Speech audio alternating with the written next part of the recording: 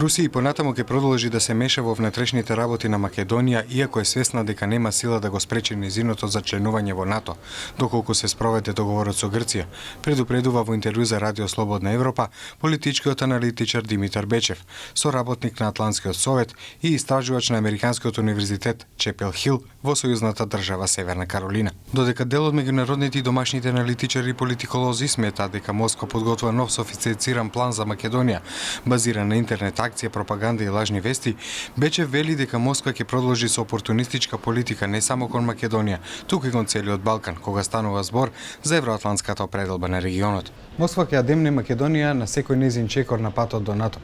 Ќе го следи секој потек од Скопје и секоја евентуална грешка остро ќе ја казнува, предупредуваат политичките аналитичари. Мислам дека Русија ќе ја искористи секоја можност да се замеша во внатрешните работи на Македонија, иако не е сосема јасно што може со тоа да постигне, бидејќи изгледа дека пристапувањето на Македонија во НАТО е веќе сигурно. Единствена препрека за тоа може да биде само она што ќе се случува во Грција. Доколку реализацијата на договорот оди тешко, Русија може да почне да користи пропагандистички аргументи од типот дека тоа не е легитимен процес, дека Западот го турка тој процес, дека има нелегален притисок за да се реализира договорот и така натаму. Откако процесот за пристап на Македонија во западните сојузи почна да се забрзува, Москва најави и можно вето за договорот зимето во Советот за безбедност.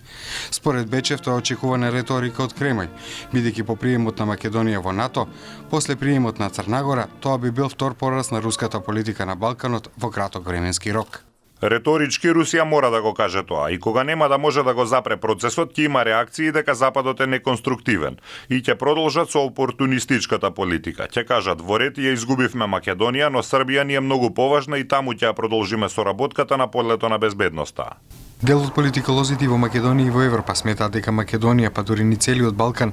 не се директна мета за Русија, односно дека на Москва не е приоритет Македонија како засебна држава, туку само како епизода од засиленото ширење на НАТО кон исток, и дека за да го запре тоа, како што во интервју за Радио Слободна Европа вели поранешниот полски амбасадор во Македонија, Јацек Мултановски, користи многу агресивна политика.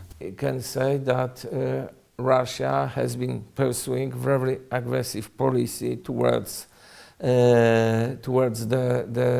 the West, and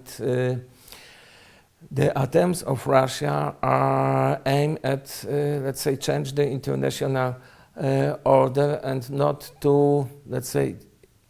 take into account international treaty, international obligations. Руската политика на Балканот беше една од темите на минатонеделниот безбедносен самит во Белград, каде учесниците потенцираат дека се свесни за скриеното руско влијание во регионот и дека, како што рекоа дел од нив, ќе се обидат да го решат проблемот, бидејќи веќе ја научиле лекцијата.